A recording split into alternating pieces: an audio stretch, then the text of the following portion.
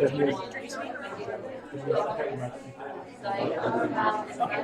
I'll just stay here. And then it's like little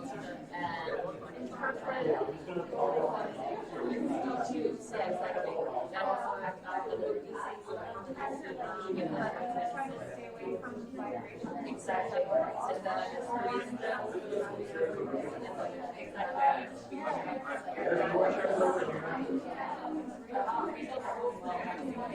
Yeah, it does.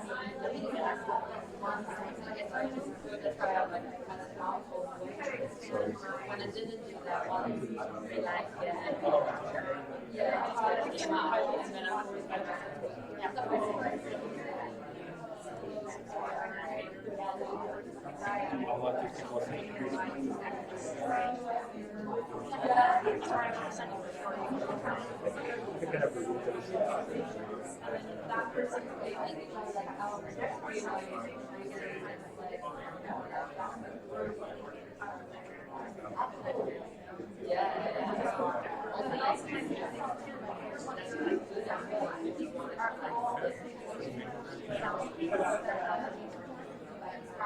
Hi, everybody.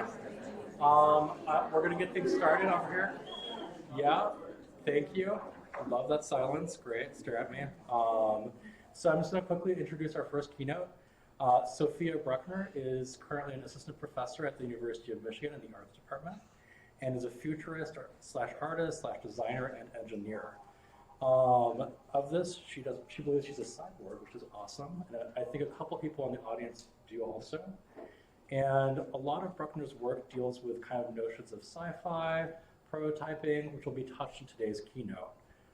Some of Sophia's background: she previously was at the MIT Media Lab and is currently an artist in residence at the Nokia Bell Labs, with her current objective being combining her background in art, design, and engineering to create a more positive future.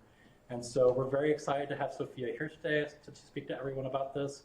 I think it's touching a lot of different topics that we're interested in as media artists, engineers, some of us, and all the people that are joining UHAC as well.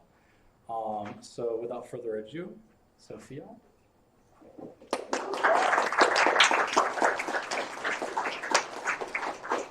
Thank you for the very nice introduction.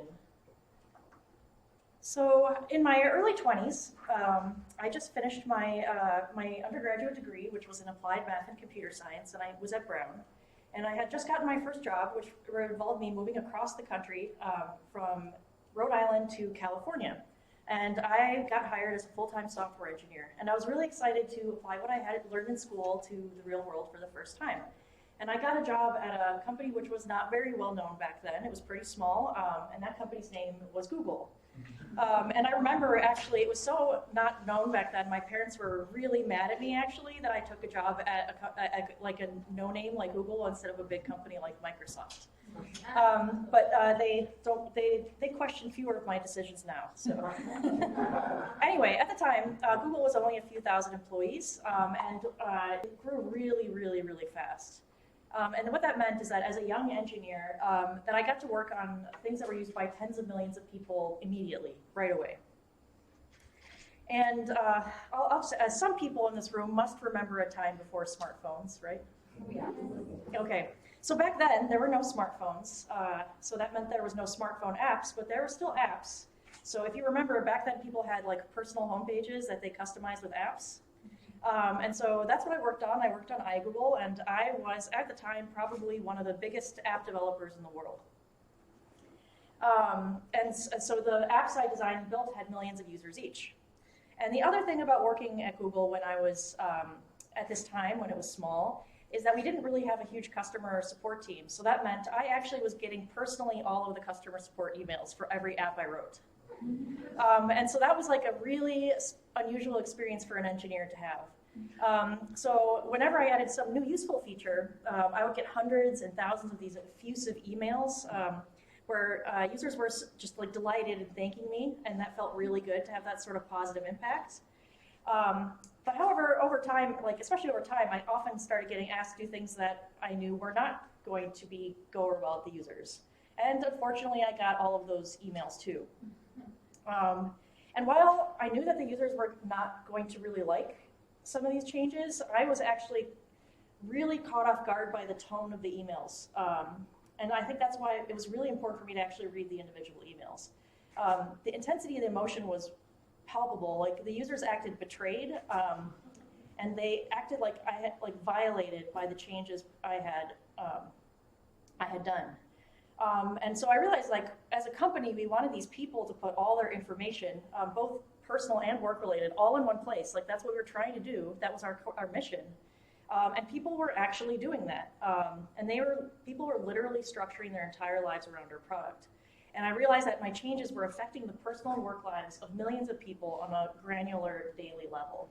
And so this was a really humbling and important experience. And then I learned, in my experience as a software engineer, I learned one more important thing. And that's when you launch something, it becomes nearly impossible to undo it. So once the infrastructure is there and you have a certain number of users in place, you can't really make big changes anymore. And usually only what you see is people adding on new features. So we see the implications of this way of working everywhere now. Finally, it's part of mainstream conversation to discuss how social media has problems, how advertising has problems, and many other things. But it can feel impossible to think about how we could change something that is so established already. It seems really risky for a company to make big changes. It can kind of seem impossible. So my question for you is, could we have avoided some of these problems with these technologies you see today? Could we have mitigated at least some of the negative consequences? This lack of foresight hurts people, individual people, but also it's bad for the businesses. And I think a lot of you are actually students, and so you might be coming up with ideas for new technologies yourselves. And so I ask, how much time have you spent considering what might happen when your idea actually scales big? And learning about what happens when your small decisions go to scale is something that I learned very quickly with my time at Google. So this is kind of my frustration with the way people talk about technology now. When people think about the future of technology, I just see people clinging to these two extreme views. So on the one hand, very much so in the engineering world, you see people who have this blind optimism for how technology is the perfect solution to every problem. And at the opposite extreme, I see this attitude of unconstructive pessimism, where people can only see how technology is ruining everything, and they really struggle to come up with alternatives. And a really good example of this was in a New Yorker article a few years ago, which was about Silicon Valley executives who also happen to be doomsday preppers. Which is very unsettling. But the quote that really stuck with me is, my current state of mind is oscillating between optimism and sheer terror. So like, that just kind of feels like sometimes when I'm going back and forth between the engineering and the art worlds, like I'm oscillating between these two extremes. And it seems like people who are working in this field are constantly oscillating between these two extremes. And I just wonder if there's something maybe in the middle, some middle ground we could come towards.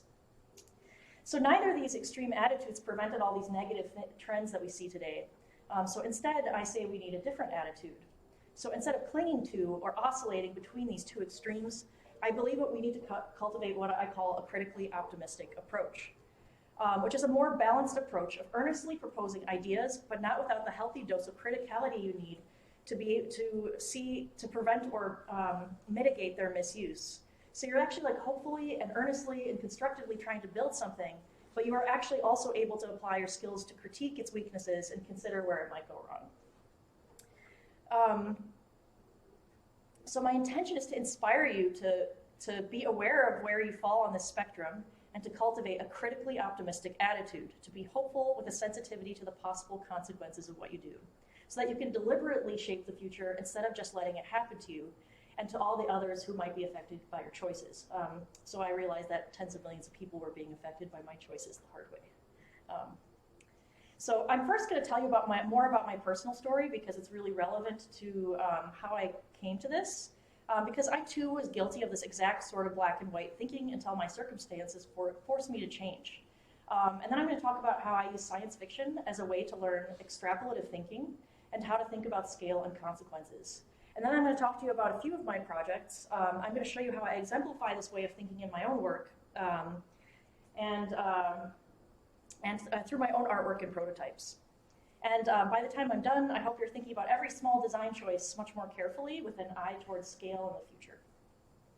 Okay, so a little bit about my background. So this is me with my first computer that I got when I was 2. My parents said I was even using it when I was 1, I think. So this is me with my Commodore 64.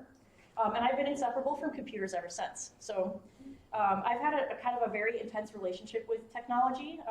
It was pre-internet, so it's also kind of rare, an interesting experience.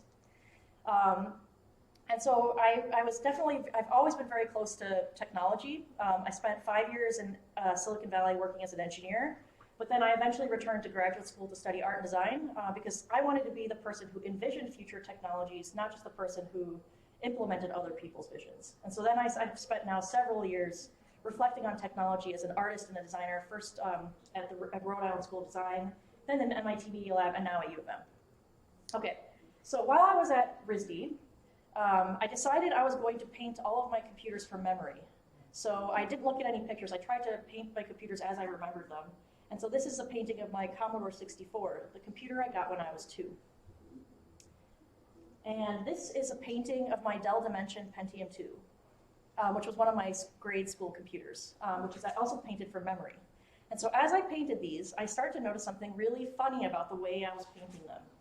I noticed that they look a lot like this. So is anybody in the room nerdy enough to play this game? 1, 2, 3. Okay, you outed yourselves.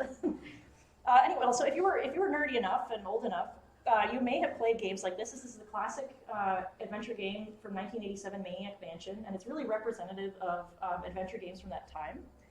And being the nerd I was with computers and not talking to people, just playing with my computer, I spent a lot of time in worlds like this. And so what I realized is my paintings looked a lot like this, and not on purpose. So you'll notice that there's a strange use of perspective, like before point perspective was created. There's this unusual level of details to things like vents, which you would see in these games. Like, normal people wouldn't think that's an important thing to paint, but for me, it was very important to paint the vents, and because that's the kind of thing that would be represented in great detail in one of those games. And then the scenes outside of the windows were really abstract, which I was doing too, but they're abstract here because the pixels are huge. So there's no reason for me to be doing that, but it just felt right. So this was all showing up in the way I remembered the physical spaces around my computers. And so this is why I say we are all cyborgs, but most people just don't realize it. When I made these paintings, I saw clearly that I was a cyborg. I can't disentangle who I am from the technology that shaped me. And so I ask you, how have the technologies that you were exposed to from a young age shaped you? This is very specific to my experience, but it's very visible. So I ask you to think about what this is like for you. And so continuing on about my time at RISD, I was still in my very optimistic technology is awesome, I'm going to add code to everything phase. And really everything I did reflected this love and enthusiasm for technology. In this video piece where I sang all of my C++ code aloud to my computer. So I'll just play a short clip of that. Open frameworks.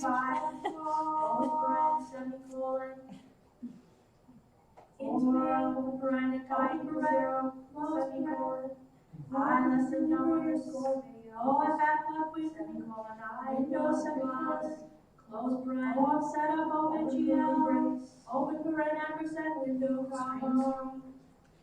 Yeah, so, who here's a programmer? I bet a lot of you. Okay, so, you hear about programmers talking about being in the zone. You're always talking about, I'm in the zone. So anyway, it's the best feeling. So it's this ecstatic flow state where you feel really empowered with code, and you feel you're so fluent in the computer language, programming language, that you could just express your intentions as code without having to translate them. It really feels like the code is just flowing from your fingertips. However, to achieve this in the zone state, you have to adapt yourself to the interface and give up some of your humanness. So if you're in this in the zone state, you have to make yourself think like a computer. You can only think what the programming language allows. And so this doesn't just happen with programming. It more generally happens with user experience designers. They strive for this in your designs. The goal is for the user to be conscious only about what they are trying to do and forget that the interface is there. And of course, in doing so, you become unaware of how an interface is shaping you.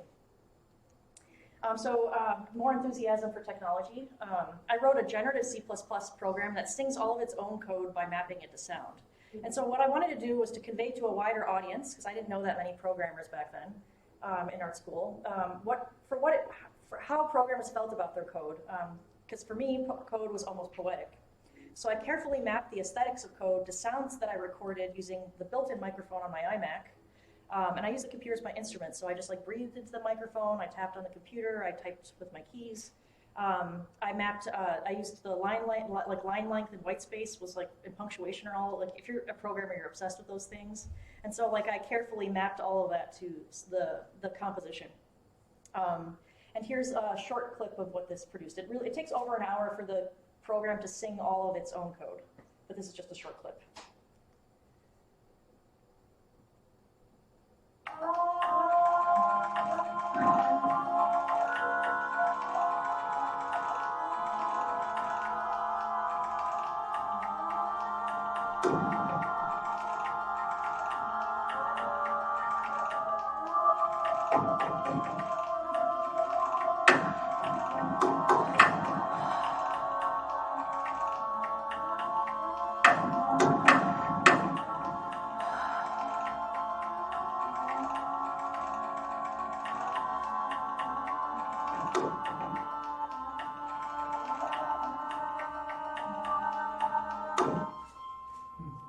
So as I like refactored my code, I sometimes like got like really attached to one of the certain states of the program, but I had to trust that my mapping process was like good, and so I just had to like completely make the code as perfect as possible and trust that the result would be beautiful.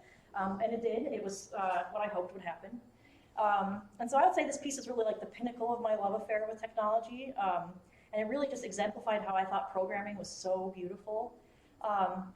One of the things that I really like about this is that often when I show it to people who have a computer science background and no art background, that people feel really moved and they like come up and hug me and thank me after because they feel like I've made art for them finally.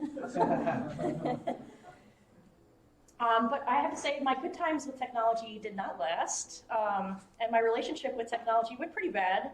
And like a lot of programmers, I got really bad repetitive stress injuries in my hands from using the computer too much. And I actually could barely use a computer for almost 2 years in grad school. So imagine how fun that is. So back then, I don't know if you remember, Drag and Dictate was the best speech-to-text program that existed. It was very expensive. It was like top of the line, and it was not good at all. So it's like technology is much better for this now, but back then it was not. So I had to use Drag and Dictate to interact with my computer. Being forced to do this, it completely interrupted that seamless, ecstatic relationship I had with computers. And at one point, I think I spent about an hour trying to just type a few sentences using this dictation software. And so I was so frustrated that I finally cried, and the software is still running. So this is Drag and Dictate's interpretation of my crying. And then I used the Mac OS X screen reader to read the text aloud. In the event him,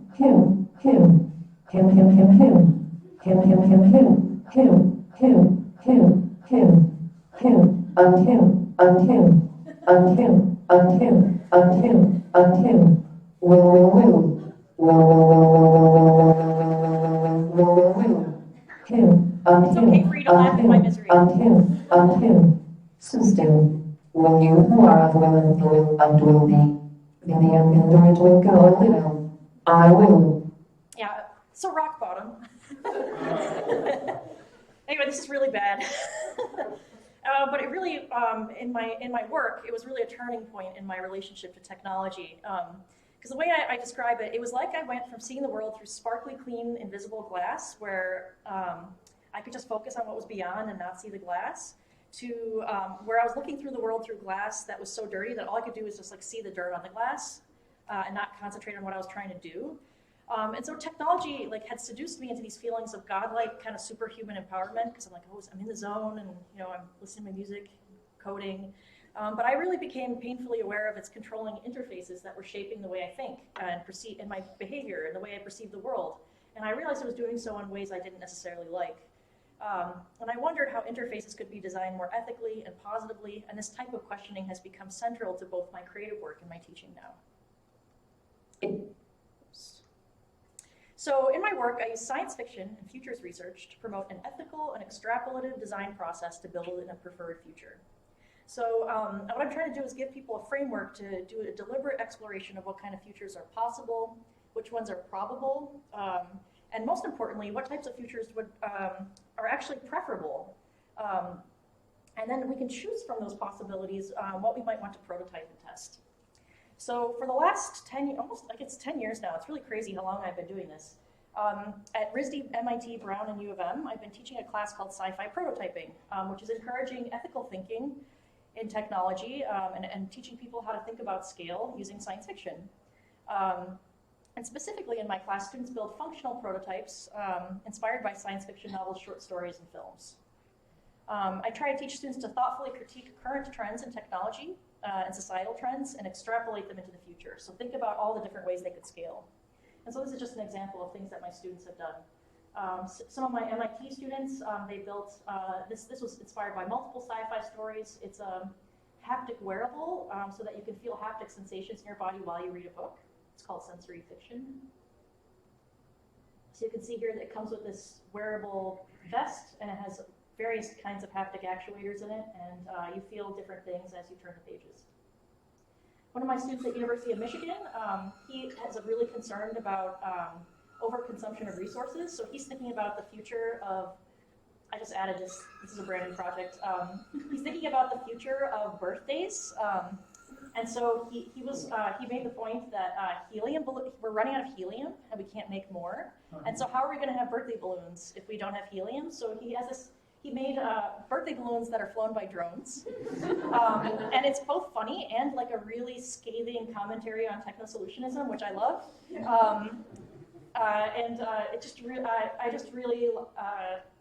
I just love this piece.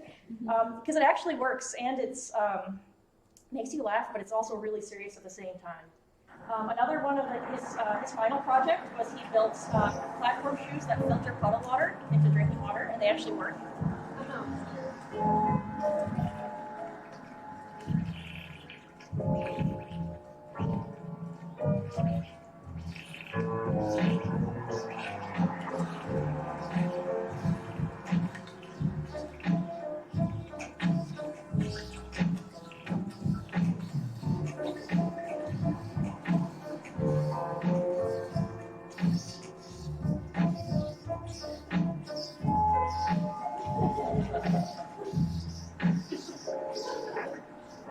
Yeah, so that's just like a few of the works.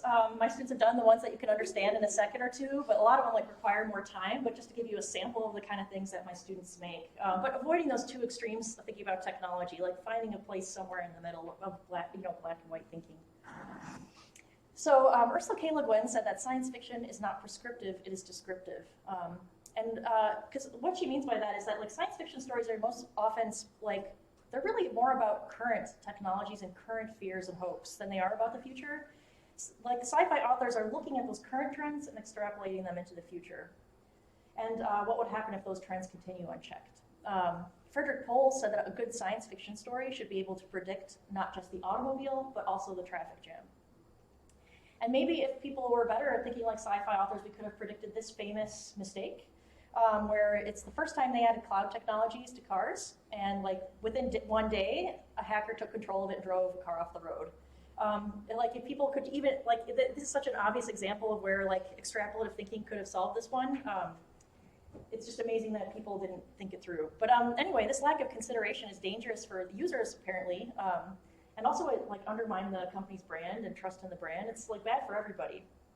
So my argument is that if we could learn a little bit of the extrapolative way of thinking that sci-fi authors are so great at, it can give us insight on the ethical repercussions of what happens when our technologies scale. So thinking about scale for just a moment, what happens when you go from checking social media a few times a day to over 100 times a day, which is actually the current average, which is crazy. Like, so we actually are there. I remember when Facebook was something you checked once a day or every few days, and now it's hundreds of times a day. What about if you're getting hundreds of notifications from online services? Or you're just a robot responding to notifications? I don't know, has anybody seen this episode from Black Mirror? It's a pretty famous one. For those of you who haven't, it's a really dystopian near future about star ratings, where everything is star rated, and it's really cynical. And one of the things that really struck me is that recently, my students have been getting more cynical, and I've had students tell me they can't see a way around this. They think that this episode is inevitable. And that's pretty crazy, like that undergraduates are already that pessimistic, that they feel that this episode of Black Mirror is inevitable. And so like that, that makes me feel like even more of an urgency to keep doing the work I'm doing. And what happens when quantified self-technologies become, Fitbits are something that you don't get to choose to use for yourself, but are required of you. And this is something we're already starting to see too. Like your university requires you to wear one. Your insurance requires you to wear one. What happens when one of your 5 senses, like your sight, is completely mediated through a single technology, which is the ultimate vision of augmented and mixed reality? Everybody's really enthusiastic about these things, but ultimately, one of your 5 senses will be entirely mediated by a single company. And what if what is driving all of these technologies is entirely profiting off of keeping your attention on advertising? So these are the kind of questions we have to ask ourselves before we even start making even tiny design choices. Because what I learned at Google is once you launch something, it becomes really hard to change it, even if you would like to change it. And the creators of sci-fi are really good at imagining these possibilities. And because of this, I like to say that reading science fiction is like ethics class for inventors. So speculative thinking is important, as to think about what happens when technology scale, but what kind. So I'm just going to reiterate this, that there's this tendency to fall between these 2 extremes of like being overly positive or overly negative, just the way I was before I hurt my wrists and then after.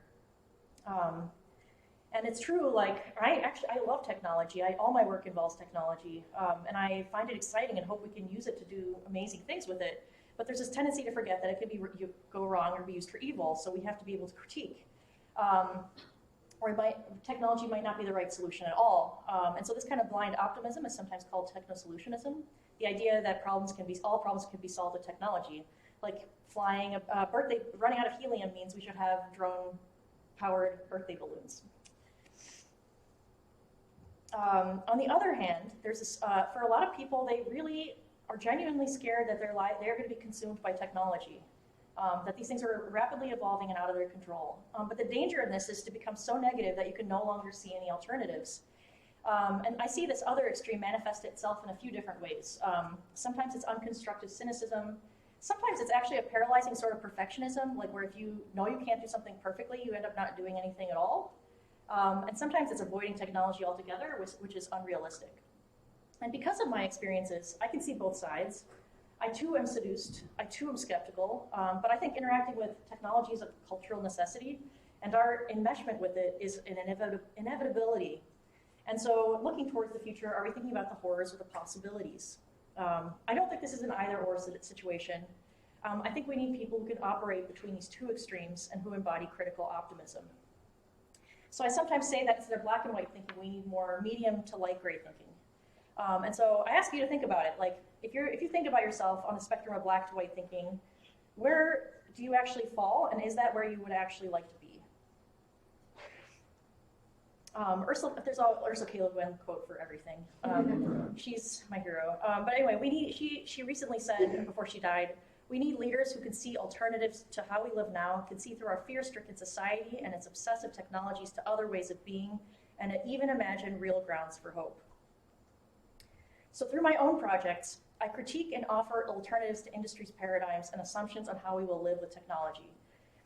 So I ask, when I look at technology, I ask who is in power and who is vulnerable, who's in the know, who's in the dark, and how are our repeated interactions with these technologies shaping our perceptions of ourselves and the world around us? And then finally, the most important question is, can we do things differently? Do we want to do things differently? So I'm going to illustrate this with a few of my projects, and the first one is called the Embody Suit. Donna Haraway wrote that technology is not neutral. We're inside of what we make, and it's inside of us. We're living in a world of connections, and it matters which ones get made and unmade. So technology, has pretty much made it possible to connect anything with almost anything else. But a lot of these connections, I would say, are arbitrary and sometimes even exploitative. So if you can connect anything with almost anything, what constitutes a meaningful mapping? So to think about this, I collaborated with a fashion designer, Rachel Frere, to create the Embody suit.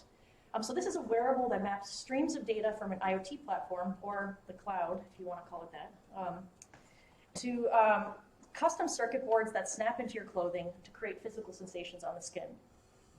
So this is my reaction to quantified self, which I hate, which tracks your personal information for self-improvement. So all quantified self technologies harvest data from you and send it somewhere else. And I think an ads-driven business model is skewing the design of wearable technology towards capturing your attention and collecting certain types of data for targeting of ads. Companies are very invested in getting more data they can use for advertising, so they have no incentive to present us with a vision for wearables that does not involve sensors to collect data that will probably be used for advertising.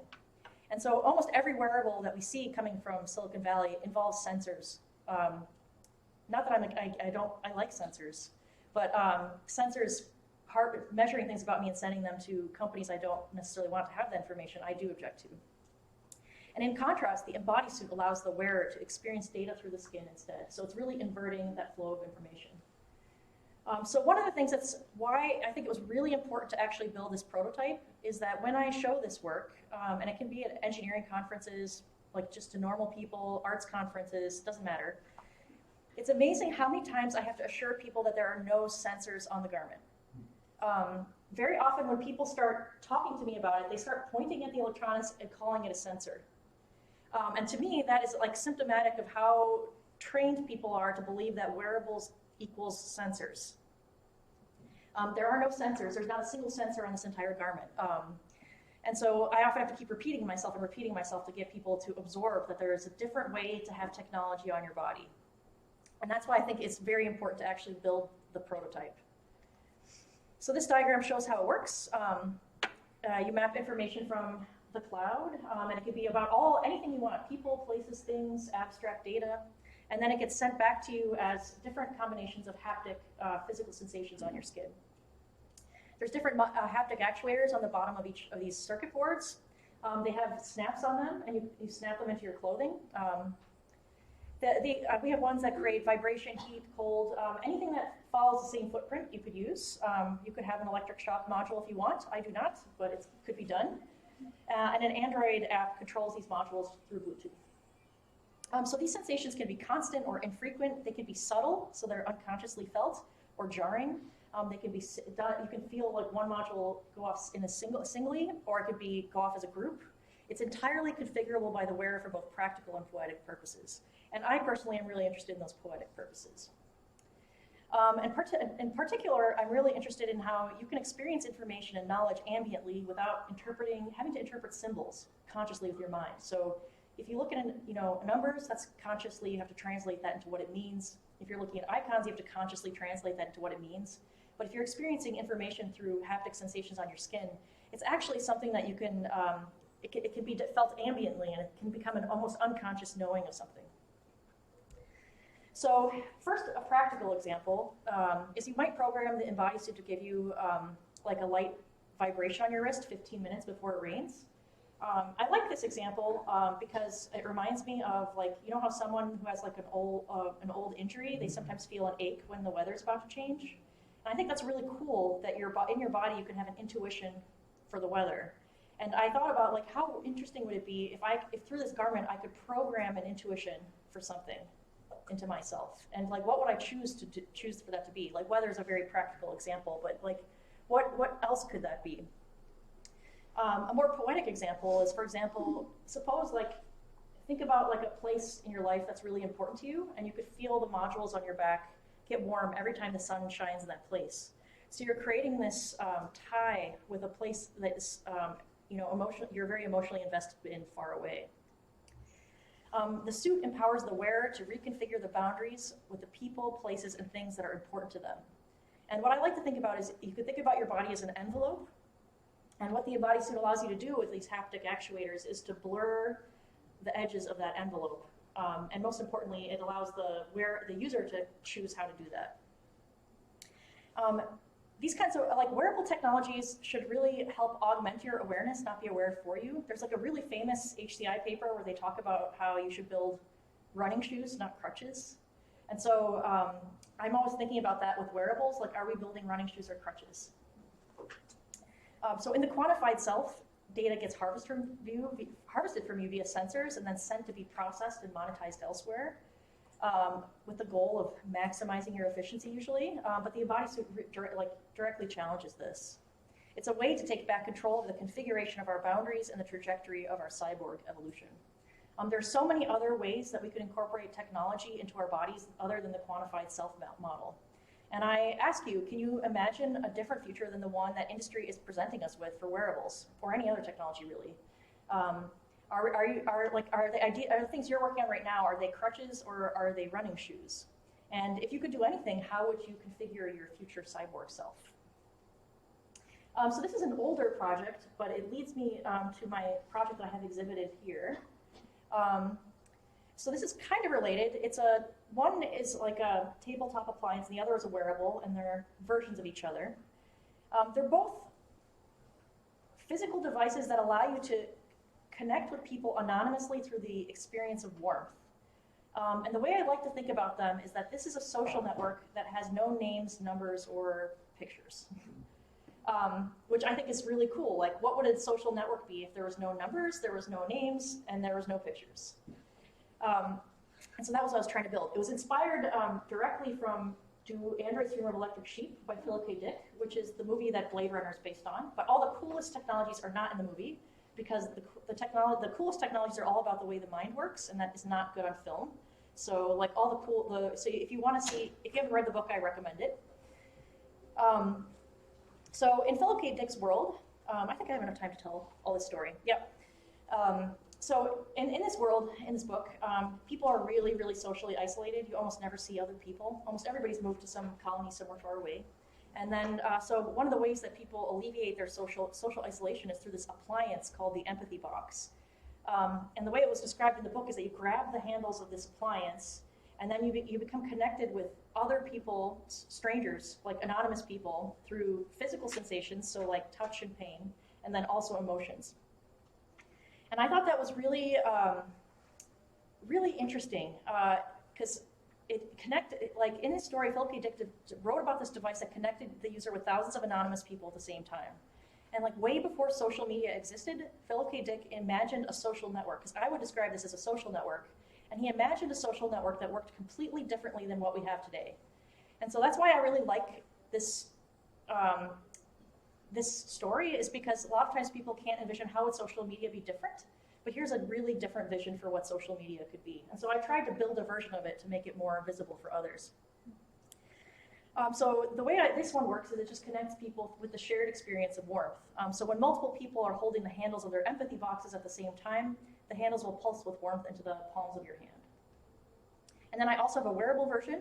This one is more of the box is more of a synchronized experience, so people have to do it at the same time. And then the empathy amulet is more asynchronous, so it's kind of like the signals are getting passed around over time. And you feel the warmth on your chest, and it's also shared with strangers. Let's see. So I always envisioned these in like people's houses as well as in public spaces, and I really like. So I actually took these to people's houses and I asked people where they would put them. That was a very interesting experiment, and I had them try it out. In public spaces, I would really like to put something like this in the lobby of a counseling center while people are waiting and they need anonymity. So I can just explain shortly how they work. So when one person grabs the handles of their empathy box, the blue lights go on, which means that it's alive. And then simultaneously, all the other empathy boxes will pulse with a soft white light at about the rate of a kind of slow, comfortable breathing. And this is kind of like a call to action for other people. And when one or more people join by grabbing the handles of their devices, all of the handles will pulse with warmth together. And the way it's designed is that you don't know whether you're connected to one person or thousands. And the amulet is similar. It's made from the same materials. The heater's on the back, so you feel the warmth here. Like grabbing the handles of the empathy box, to activate it, you hold the ends of this metal bar. And you kind of take a few moments of stillness to reflect on the fact that you are, through this interface, connected with all these strangers. And then the 5 LEDs on the top of the device, they just kind of count off the time for a few moments. And then after a few minutes, the amulet will pulse with warmth, Sorry, I don't see the animation on my screen. Gotta watch it over here. And then the warmth is simultaneously shared with one other person through the network, through their amulet. And warmth is not a disruptive signal, so it means that the receiver can choose to continue what they were currently doing, or they can stop to decide to reciprocate the signal and send it back out. But I really like that you might have this unconscious, like back to the conscious processing of symbols, you might have this unconscious sense of being connected to strangers. So I wanted this to act like ripples in water, where one person taking the time to reflect would make it more likely that another person would, and then another person. So both of these devices incorporate reciprocity, such that comforting or helping oneself means you're helping somebody else. They both take time to activate and are deliberately slower experiences that encourage reflection and focused attention. And they both take advantage of how warmth is associated with human connection. I've done a ton of research on this that I can't cover today, but they do it in an abstract way without attempting to simulate face-to-face interaction. So it's really important to me to not try to recreate things that we do in real life, but try to use technology to create an experience that would not be possible otherwise. My goal is to enhance feelings of empathy and connectedness with strangers in a way that is really only possible through technology. So, when I was talking before, when I was talking about how code affected me and repeated interactions with code affected me, I know, from a firsthand experience, that interfaces shape our thoughts, perceptions, and our behavior. And so, knowing that, instead of just avoiding harmful effects of that repetition and shaping, in this work, I'm asking if we could intentionally use the power of interfaces and repetitive interactions to help people feel more empowered, socially connected, and emotionally resilient. And so I've shown these in exhibitions, both interactive and not.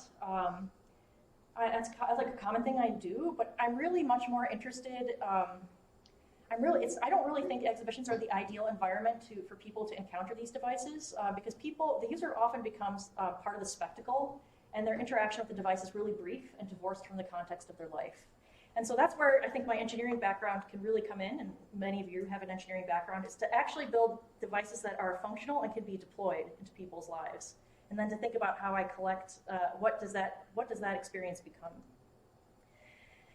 So I'm really interested in what it means to be an artist who works with deploying working devices, and then how can you do a meaningful investigation when, you just let this, your work collides with someone's messy life.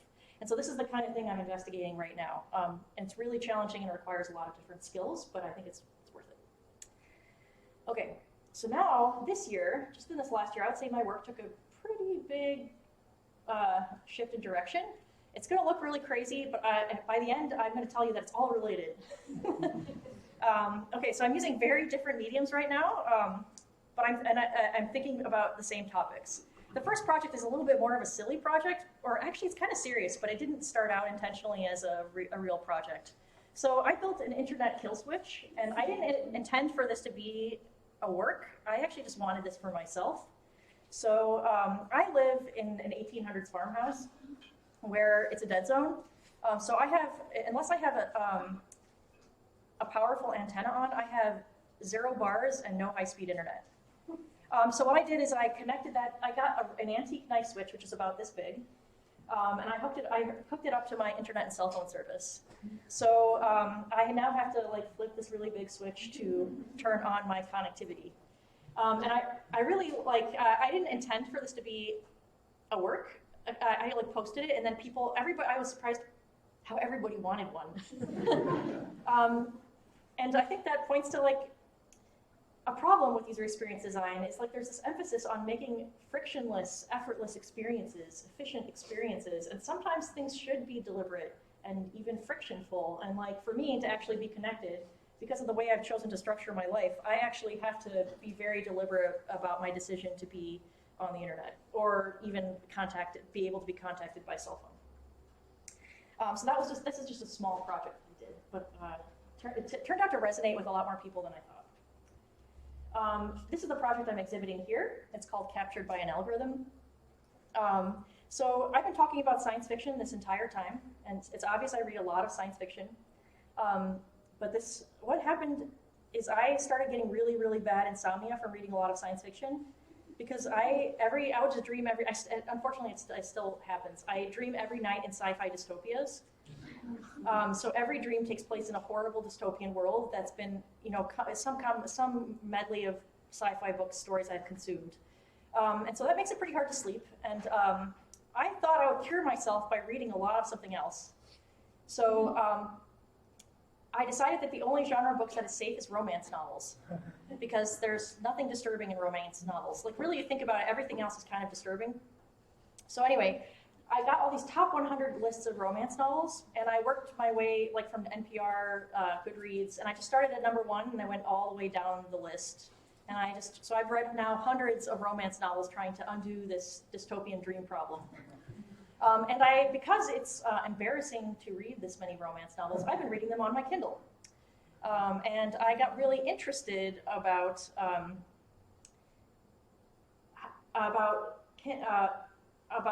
the experience of reading these on Kindle. So who here reads on Kindle? Okay, so you may have noticed that, I think it's still on by default, but there's a feature called Kindle Popular Highlights. So while you're reading on Kindle, you will see the passages that most other people have highlighted, and which is really interesting. And what I noticed about romance novels is the highlights were not what I expected. So I went into this project probably with a lot of the same preconceptions you had about romance. So I thought it was like trashy and cheesy, and but when I started reading like hundreds of them, I got kind of interested in the patterns I was seeing. So you get to see which passage is most popular, and you also get to see how many people highlighted that passage. And then also, just so before I move on, I think this number isn't constant, it changes over time because Amazon changes the algorithm, but I think you need to have between 4 and 10, less than 10 I think, 4 and maybe 9 people must highlight this passage independently before it shows up as highlighted, and then people start re-highlighting it. So that's like what's happening. And so as I was going through these hundreds of romance novels, I was really surprised and actually very moved by what people were highlighting in these books. They were not highlighting like the sexy, trashy stuff, which I thought they might be. I don't know why I expected that. I don't know. But predominantly, readers were highlighting passages that reflected their extreme grief, loneliness, and discontent. And when I started to look at all these quotes in aggregate, it was really striking and actually kind of heartbreaking. So an example would be, loneliness could sometimes wrap itself around you so tightly you could barely breathe. And this was highlighted at the time when I captured this one, 695 people. It's amazing to me that this many people are highlighting this sentence. And so the results of this algorithm aren't permanent. They change based on the reader's interactions with the books, and the developers obviously make adjustments to the algorithms. So I decided to memorialize these highlights onto porcelain commemorative plates. And now I know a lot about porcelain commemorative plates and their history and how to make them. So this one says, all she wanted was to matter, to be more than an opportunity, that's all. Each plate features one popular highlight, and then the covers are generated. I scanned, so I buy every book on Kindle, and I also buy the physical copy, and I scan the physical copy. So I also have all these pieces of romance novel covers, and then I use Photoshop's photo merge algorithm to stitch them together. So that's the algorithm that is supposed to stitch photos into panoramas. But what it's doing, it's actually finding the similarities in the romance novel covers, which are all kind of dreamy with clouds, and putting them together. And so there's like one hybrid landscape on each plate, and then one popular highlight.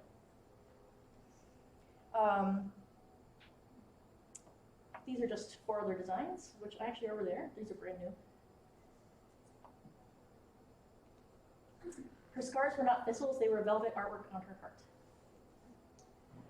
She felt her aloneness all the way to the bone. She was alone in a way she'd never before imagined, as solitary as if she were an astronaut come untethered from the mothership, drifting unnoticed in an emptiness so vast it was beyond comprehension. So it amazes me with all the technology we have, especially all the social technology we have, that like so many people feel this intensely lonely. And definitely when you're looking at a quote like this, you realize this is not people who are saving this as a bookmark to come back to later. This is not the type of quote that someone's highlighting to share on Goodreads to look smart. There's obviously something totally different happening when people are highlighting something like this. Though you may call me a dreamer or a fool or any other thing, I believe that anything is possible. Is it truly so unfathomable that an imperfect girl might be perfectly loved? Maybe two birds with broken wings could never fly. Defiant in the face of time, fate, death, destiny. Life continues to move forward, and so have I. One whisper added to 1,000 others will become a roar of discontent. And there's some other ones over there you can go see. And so what I think is happening is that when readers highlight a Kindle Popular highlight, they're saying, yes, I agree with you. And they're kind of taking comfort in knowing that they are one of many people who are feeling how they feel. And this is like a project I've been keeping a secret for a long time. And it incorporates the content of hundreds of novels, and I'm always adding more. And just these plates you see on the screen here incorporate over 70,000 individual acts of highlighting. And I keep working on more. And so you can see I'm really critical of the current state of social media. But when I see this, I feel really hopeful and inspired by this small glimpse of an existing positive, anonymous, and unintentional social network that emerged this minor Kindle feature. And it's really interesting that, like, I previously did this project on an anonymous social network, and then I did this other project which seemed completely unrelated, and it turned out to also be about an anonymous social network. And so in this project, I'm really drawing people's attention to this existing example of collective social support and sharing in order to change our vision for what the future of social interfaces could be. So, like, what can we learn from this when we design new social technologies? So, as I wrap up, these are the questions I hope you ask yourself after you see my talk. Do I tend to be more utopian or dystopian? And why is that? And how can I cultivate a more critically optimistic attitude when I think about the future of technology? When I'm designing something, no matter how small it is, how can I consider what might happen when it scales up? To avoid negative consequences, should I choose one design over another? Could I change my design just a little bit to mitigate possible bad effects? And then knowing that most people tend to be very utopian or very dystopian and no in between, knowing that they struggle to think about scale, how can my work change what people believe is possible? And finally, I want you to remember that many futures are possible. So don't just think about which future is probable, which is what most people tend to do. I want you to think beyond that and to instead focus on which future is preferred. Thank you.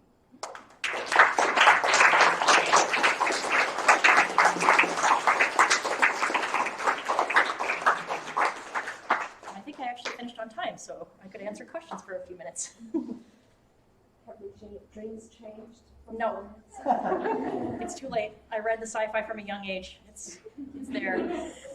Maybe if I read hundreds more romance, I'm working on it. Maybe there's like a critical mass that I have to read. Yeah. Yes? Well, first of all, I have the same dream problem, and like it's weird to talk to people who have normal dreams because it just is like such a wild disconnect. But my question is about the wearables and whether you have done any work or seen any work that sort of takes that like model flow of information from the sensor to a company and sort of create a feedback loop so that potentially like a wearer could Obfuscate their data? amplification of some of their sensations or something, like take a sensation, pass it through technology to sort of convert it or amplify it and then like feed it back to the user, if that makes sense. Through a corporation, though? No, just like sensors that don't send information anywhere. Oh, I have seen that. Yeah, I've seen sensors that allow you to, one of my students has been doing a wearable that lets you feel Wi-Fi. He built I think a sneeze detector, which is really interesting. So it detects and amplifies sneezing or something like that. So he's using sensors in a totally different way. He's not sending data anywhere, but he's using it to amplify your perceptions and then feed it back to you. Yeah. So I do see it. I love sensors. I'm just shocked that like people can't envision wearable technology without sensors. Yeah, it's like taking ownership back of the sensor. Like Yeah. Just keeping that information for yourself. Yeah. You should do it. Okay. Yes? How do you structure your sci-fi prototype class? Like, do you read sci-fi books, or how do you like mix the two? I usually I change it all the time. My students are kind of my guinea pigs, for better or worse. But sometimes I've been arranging it by theme. So I'll pick themes that I think are pressing, like related to current issues in the world. It's like recently it's been augmented reality, artificial intelligence, cyborgs, and then I assign readings related to each of those, and then students make work in response. But now I'm experimenting a little more with mixing things a little bit much because I noticed students, whatever section I assign first is what I end up getting most finals on. So I have to try to now like figure out how do I get a more diverse projects, and I think it's because I've been assigning thematic sections. But I try to assign a lot of short stories because people are less familiar with those, and it's a way to get exposure to more authors. And also I think short stories for a lot of sci-fi authors are where they are more risk-taking. They like the stories they take bigger creative risks because they're like less, less invested. And so often you can find a short story about the same topic they have a novel on, but it's like a little zanier. And then we watch movies. We watch anime. We sometimes students play computer games. Anything that's interesting, that has a different vision for how a technology could be. But I do emphasize making functional prototypes, things that you can actually. You can't just you can't come up with an idea and then present the idea. You have to actually find some way to make it tangible enough that someone can experience that idea. That's a very important part of the class, even if it's not fully functioning. I think I saw someone raise their hand here. Yes. Are you interested in exploring what drives like the polar opposites of people with like really positive experience with technology and really negative? And do you think it's something that's fundamentally part of human nature or societal response? I actually think it has a lot to do with education. Like if you can just really see big differences in between the ways engineers are trained and the way artists are trained. Engineers are never trained to critique, but that would be an amazing skill, like that art students are really good at. That would be beneficial to everybody. And then artists sometimes critique so much that they get paralyzed. So that can be a little bit disempowering. So I think it's just I think it's coming from the history of the way that their disciplines are taught. There might be something else there psychologically that I'm not a psychologist, but I'm sure there's something there. But a lot of it I think has to do with education. I don't know who to call on. All right, you then, and then you. Get. You have a top nighttime reading book recommendation? Actually, if you just want to get a taste of a lot of things, just go through the Hugo and Nebula winner short stories over the years. There's on Wikipedia there's a matrix, and just read all of those. Okay. That would be really good. But anyway, Ursula K. Le Guin, always good. Of the romance novels. Oh, romance novels.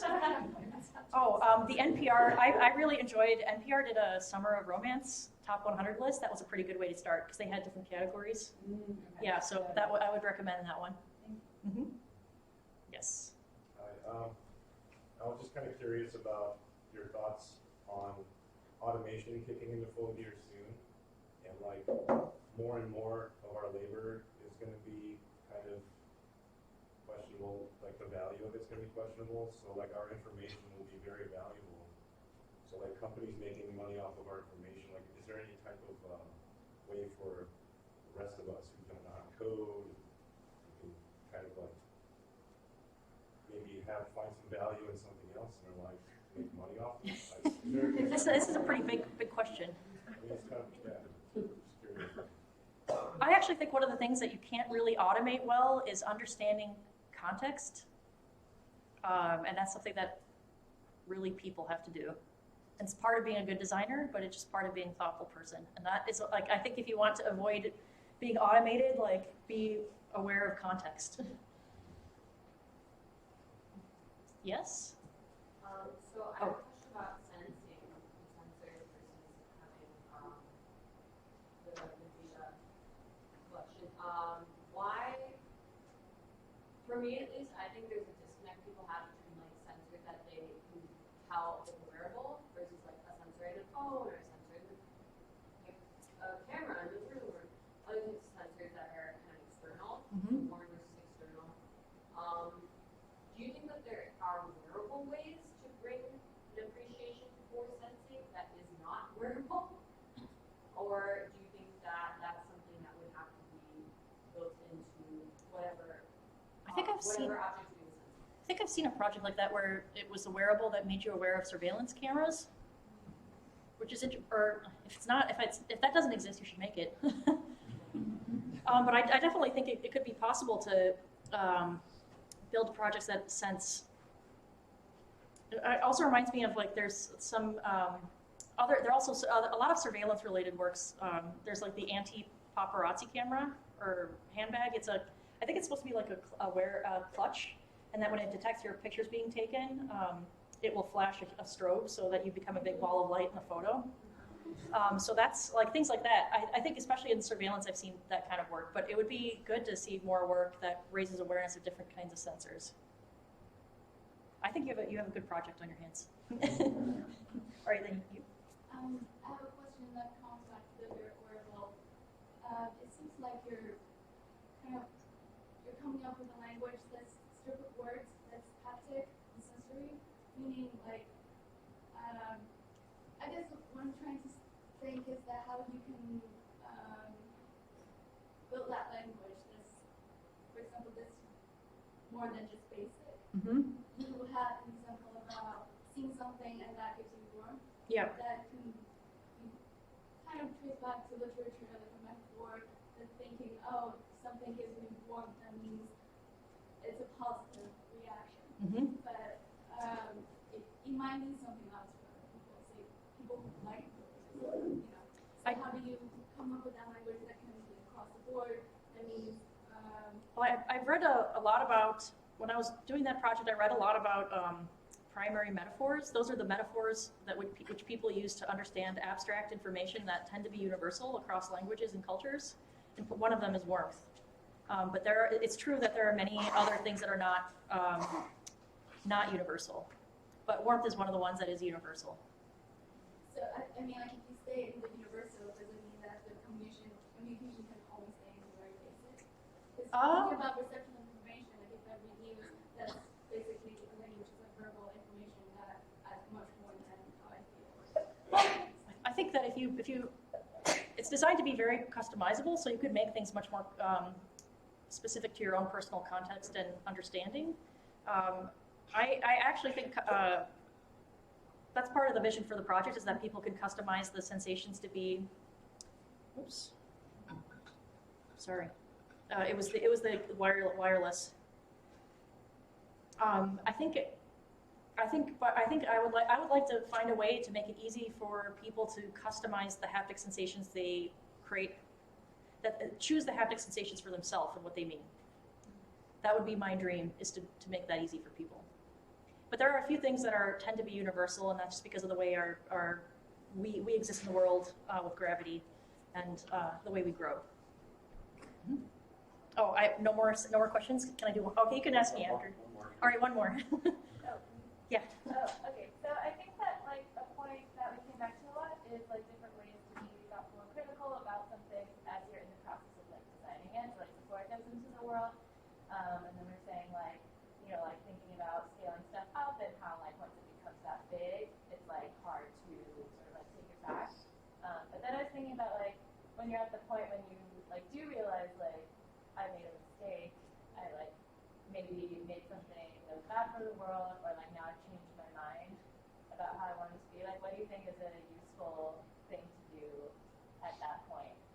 I guess it depends on whether you're at a big company or you're just individual working on something that you realize is not good. I don't know how to answer that, other than like draw attention to it and try to mitigate it if you can. It's better to do something than nothing. Yeah. I think that the point is I always avoid people saying like they just result in, sometimes like students who are really cynical, they just think like, well, there's no way I can make this good, so I'm just going to make a lot of money. That's not a great attitude. But if there's like no way I can make something great, like could I just at least mitigate this a little bit? That's still worth doing. And so I think that's the attitude I want people to come away with. All right, thank you so much. I'll be around.